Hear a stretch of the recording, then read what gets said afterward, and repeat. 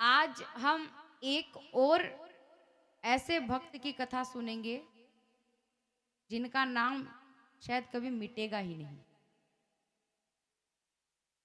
देखिए, नाम तो कई कमाते हैं। हम संसार में रहकर अपना नाम करते ही हैं। शहर में कई व्यक्तियों को बड़ा नाम होता है ना कि वो बड़ा अच्छा आदमी है, परंतु एक भक्त का नाम एक पीढ़ी नहीं, दो पीढ़ी नहीं, युगों युगों तक रहता है। केवल भक्त का ही रह सकता है और साधारण व्यक्ति का नहीं। ध्रुव जी का आज के हैं नहीं, भगवत जी में भी उनका नाम क्यों है? क्योंकि वो भक्त हैं। प्रहलाद जी, प्रहलाद जी का नाम क्यों है भागवत कथा में? क्योंकि वो भक्त हैं। मीराबाई है तो वो कलयुग की। नरसिंह जी वो भी कलयुग के हैं। कर्माबाई वो भी कलयुग की है। धन्ना जाट वो भी कलयुग के ही हैं। पर एक पीढ़ी के पहले की बात तो ये नहीं है। नरसिंह जी को तो कम से कम 750 साल पहले की बात है ये। पर नाम क्यों है उनका? क्योंकि वो भक्त हैं। तो भक्त का नाम ही ऐसा नाम है जो युगों युगों तक रटा जाता है, वो कभी मिटता नहीं। तो आज हम एक और ऐसे भक्त की कथा सुनेंगे जिनका नाम है प्रहलाद जी। अब हमने वर्णन सुना था कि भगवान ने हिरणाक्ष का वध किया, उद्धार किया। तो उनके भाई हिरणाकश्यपु भगवान को अपना दुश्मन मान बैठे। वर्णन है कि उन्होंने तपस्या की बाद में ब्रह्मा जी की। ब्रह्मा जी बड़े प्रसन्न हुए, प्रकट हुए, बोले कि मैं तुम्हारी तपस्या से बड़ा खुश हूं, तुम मांगो, क्या मांगना चाहते हो? तब बोले कि प्रभु मुझे आप वरदान दीजिए कि मुझे कोई ना पृथ्वी पर मार पाए, ना आकाश में, ना पशु मार पाए और ना नर। प्रभु ऐसा वरदान दीजिए कि ना घर में मार पाए, ना घर में मरूं और ना घर के बाहर। ब्रह्मा जी कहते हैं ताते में दुर्लभा है पुंसाम यान घृणी से वरान मम तथापि वीतराम्यंग वरान यद्यपि दुर्लभान। अर्थात जो वर तुम मुझसे मांग रहे हो, जो वरदान मांग रहे हो, वो बड़ा दुर्लभ है, वो हर किसी को मैं नहीं दे सकता। परंतु मैं प्रसन्न हूं क्योंकि तुमने मेरी तपस्या की है, और जब कोई तपस्या करता है तो हमारा भी ये फर्ज है कि हम उसको वरदान दें। इसीलिए मैं तुम्हें ये वरदान देता हूं। अब हिरणाकश्यपु के जो सबसे लाडले पुत्र थे वो थे प्रहलाद जी। खूब प्यार करते, लाड करते। लेकिन देखिए, पहले गुरुकुल भी अलग अलग होते थे। तो जो असुर थे उनके बालकों का गुरुकुल जो होता था, उनके गुरु भी असुर ही होते थे, उन्हें शिक्षा भी वो वैसी ही देते थे। तो यहाँ पर हिरणाकश्यपु उनके जो सबसे प्रिय पुत्र हैं प्रहलाद जी, उनको शुक्राचार्य जी के पुत्र हैं षंड और अमर, उनके गुरुकुल में भेजते हैं शिक्षा के लिए कि असुर के बालक है तो इसे बताओ कि असुरों की शिक्षा क्या होती है और भगवान कौन है। तो वो सिखाते थे कि भगवान मतलब हिरणाकश्यपु, भगवान मतलब हिरणाकश्यपु। तो वहां पर ये शिक्षा दी जाती थी।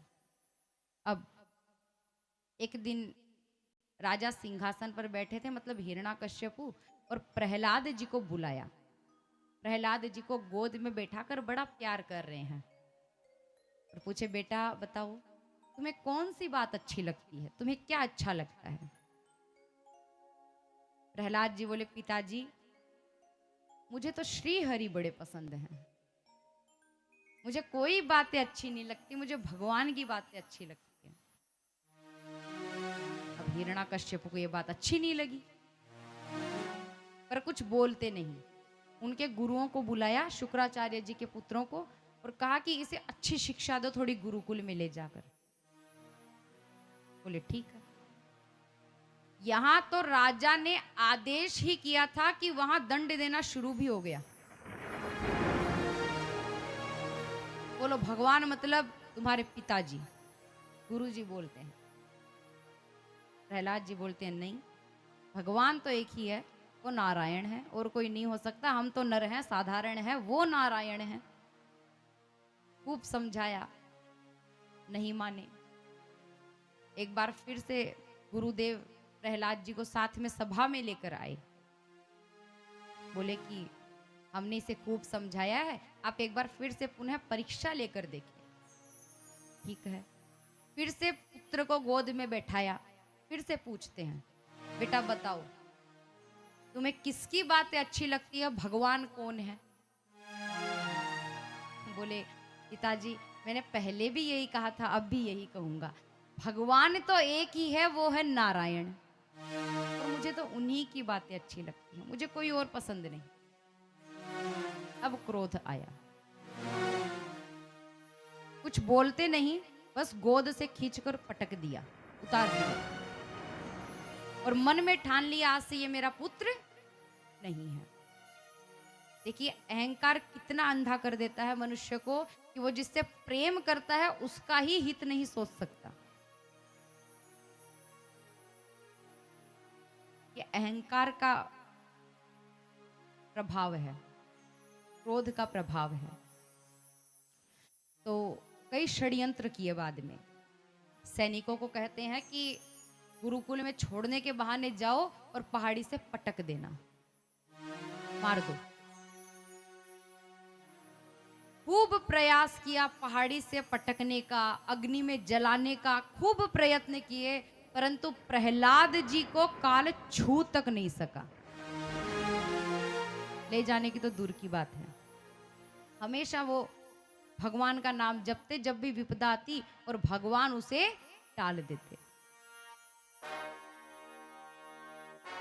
अब यहां पर गुरुदेव दंड देते हैं, परंतु फिर भी प्रहलाद जी मौका देखते हैं कि जब गुरुदेव आश्रम में ना हो, गुरुकुल में ना हो, तो गुरुदेव की अनुपस्थिति में जब वो उपस्थित ना हो, तो जितने गुरु दैत्यों के बालक थे, जो बाकी गुरुकुल में बालक थे, उनको वो भगवान की शिक्षा देते थे, धर्म सिखाते थे कि भगवान कौन है। तो एक बार बालक जितने हैं वो पूछते हैं, एक बात बताओ प्रहलाद, तुम किसका नाम जपते हो? प्रहलाद जी बोले तुम नहीं जानते उन्हें? बोले ना। बोले वो भगवान है, वो सर्वत्र है, अंतर्यामी है, तुम उन्हें नहीं जानते? बोले ना। बोले जिस दिन तुम उनको रिझा लोगे, तुम्हें कुछ भी प्रिय नहीं लगेगा, सारी वस्तुएं संसार अप्रिय लगने लगेगा। तब बालक पूछते हैं कि तो उन्हें रिझाते कैसे, ये बताओ। तब प्रहलाद जी बोलते हैं, न दानम न तपो निजा न सोचम व्रतानी च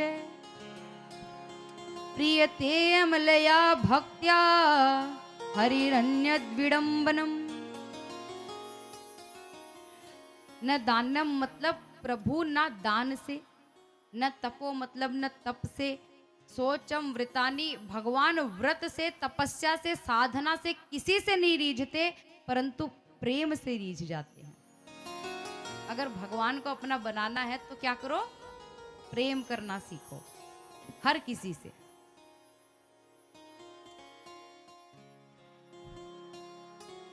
और फिर प्रहलाद जी ये भी बताते हैं कि भगवान को अगर हम पूजा करें, जो नित्य पूजा हम करते हैं, तो प्रहलाद जी ये भी कहते हैं कि पूजा चाहे कितनी भी कर लो, चाहे कितना भी मंदिर में चले जाओ, भगवान के आगे माथा टेक लो, परंतु जब तक उस पूजा में स्वार्थ निहित है, स्वार्थ की पूजा है कि बस हमारा भला हो इसीलिए हम पूजा कर रहे हैं, वरना हमें भगवान की कोई चिंता नहीं है, बोले तब तक भगवान को हम पा नहीं सकते, उनकी कृपा का अणु तक नहीं हमें मिल सकता। भगवान को तो पाना दूर की बात है।